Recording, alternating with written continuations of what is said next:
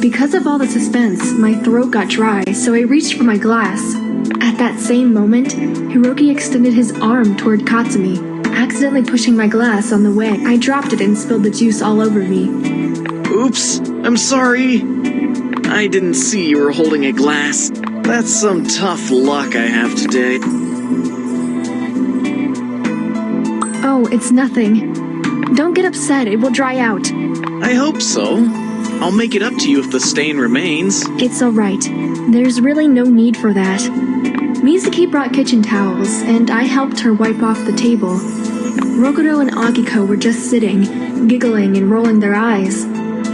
Katsumi was no longer upset, and now it was offered his hand to Hiroki to reconcile. Alright. I apologize too for snapping like that, but I couldn't help it. I hope this time we'll cooperate better. Sure thing. Does that mean that Hiroki's now officially a part of our team? You have my vote. Wow, it didn't take you long to answer. Yeah, now we can finally start doing something useful. Rokuro better watch out for that piercing look she just gave you. Besides, haven't we already agreed that Hiroki's part of the team? We have, but after what happened today, I have to make sure Katsumi and Hiroki will be able to put their issues aside and behave themselves. Everything's fine as far as I'm concerned. All is well, Mizuki.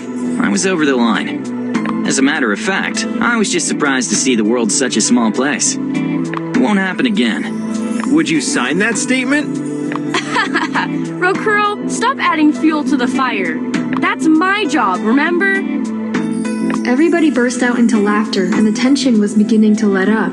We soon ended up chit-chatting about some unrelated matters, until at one point, Mizuki reminded us we were there to discuss business. Alright guys, now let's quickly sum up who found out what during the research.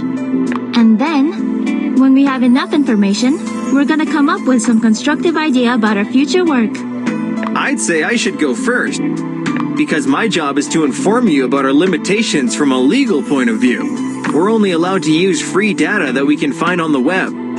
We're not allowed to share publicly any data without the consent of the owner. There's a lot more to it, but the point is we have to be extremely careful.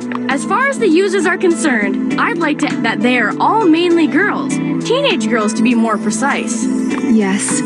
Also, Akiko and I did some research on this. Find out from the guys they meet online. Everyone can send their photos, but that doesn't guarantee us we're chatting with that exact person. If we could create a list of accounts which users have flagged as suspicious, we'd have something to start with. We could do that. What do you think, Katsumi? Is it doable? Yeah, everything is doable. I'll figure out how to make a base, which we don't have to access, but where users can leave their data, and give permission for those data to be shared with third party. As for us, we're clean. And what if someone enters false data? We'll filter them and save only those that have been flagged most. Good idea. Great! The only thing that we're left with is the choice of music.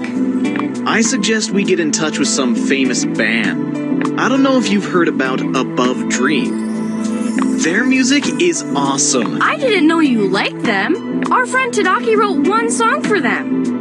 That's perfect. I hope you can arrange for me to meet them. I'm a huge fan. This is a nice idea, Hiroki. I'll think about it. Alright then. I think we covered all burning issues. I'll see you guys next time when Katsumi has a trial version of the app. We separated in peace. I saw Akiko going away with Hiroki, and I was sorry I couldn't come with them. I had a lot of work to do for my studies. Katsumi and Rokudo already had plans, so they each went their separate ways. I didn't have the time to go home and change, so I dropped by a clothes store nearby and found a perfect I wonder what would Hiroki say if he saw me wearing a t-shirt with the logo of his favorite band. When I look at it again, the stain is barely visible. I reached the metro station on time. Hiroki and Akiko got there after me. Hello, we caught up with you. Hi. You could have waited for us. I don't know. I wanted to go home to but I changed my mind in the end. Sorry again for ruining your clothes. It's only in this daylight that I see how huge the stain is. I noticed that too. I regretted not buying that t-shirt I spotted in the window on my way to the station. Akiko took her cell into her hands to reply to Tadaki's text and ignored us. Hiroki and I didn't know what to talk about. The silence was making us feel uncomfortable. It looks like the train is late. Yeah. You use this line often? Yeah, most of the time. Akiko told me you were attending the police academy. Can you keep up with the study material?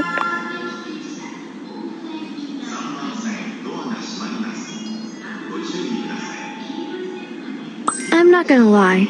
I'm not doing very well. I failed my last exam. Hey, it's not a big deal. You're only at the beginning of your studies. It surely will happen from time to but much less as you draw toward the end of your study. You sound like you're telling me that from your own experience. Yeah. My studies are like a hobby now. And that's just because I chose to study something I really want. And what do you study? Psychology. You know Professor Curtis? You go to his classes too? Yeah, that's not unusual. It's just, I had psychology in each year of my studies. I think you have it only during the first year. I used to think it was an easy course. Hey, I can make it easier for you. I can try to find my first year notes. Just remind me about that, will you? As a matter of fact, I'll get your number from Akiko, and I'll... Sorry to interrupt your chit-chat. But didn't you see the train already arrived? Honestly, I didn't. We got carried away. We'll continue our talk some other time. Come with us. You can continue talking in the train. Hiroki and I are going to visit some apartments for rent. It would be nice if you could take a look too. I'd like you to come with us.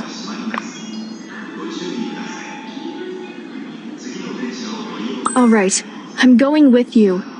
They have office hours in the afternoon too. My boyfriend will understand why I changed my plans. Great! Come on, guys, get into the train! It's gonna be leaving any second! Hiroki pulled me toward himself, and we got into the train a second before the door was closed.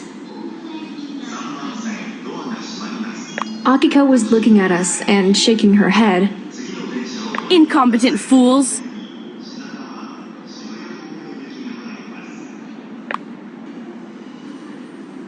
Meanwhile, while Akiko, Hiroki, and I were on our way to their new apartment, my boyfriend was standing alone in the hall waiting for me. Naturally, he thought I'd be there for the office hours, but when all the students left, he couldn't help thinking I made it all up. He wanted to surprise me with a bouquet of flowers, but unfortunately, he was forced to leave it on the fence for some other lucky girl to find it. Hey dude, I didn't know you had classes today too. I don't. I'm just waiting for my girlfriend, who, by the way, said she'd be going to the office hours. Does it normally take 2 hours? That's too long. You probably missed her somewhere on the way. Did you try to find her in her professor's office? No, I wanted to surprise her with these flowers. She didn't know I'd be here. What a shame. She's probably arrived home already. Let her study, man. This way you're only tempting her to give up studying. You and I can go shoot some hoops to kill time. What do you say? Sure, let's go. It's been a while since I played basketball. Yeah, time to get back in shape. The apartment for rent was in the suburb, and it had a beautiful view of the town, away from the heavy traffic and noise. The metro station was close by, so any part of the town was within an hour's reach. The best thing about it was equally distant to our college in the town center. How come such an apartment is still free? It has it all. The view, the location, it's fully equipped. And the furniture's not the cheap one. Are you sure it's meant for students? I found this listing on a webpage where people wrote about the locations where they lived. This one was rated best. That's why I suggested Akiko we should come see it together.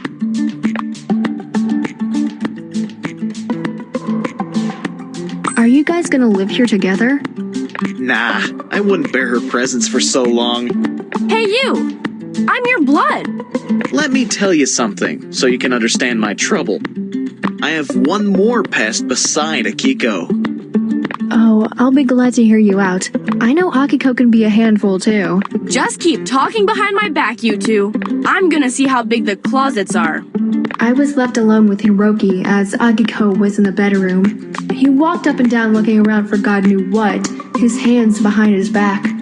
He would turn around from time to time to check where I was, or comment on paintings, but apart from that, nothing else.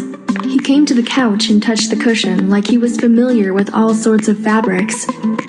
And then he sat down and spread his arms, reaching a significant part of the couch. This is a dream come true. This is the most comfortable couch I've ever sat on. I had one of a similar type at home, and I always fought with that kid when it came to lying around on it. We even had a seating arrangement.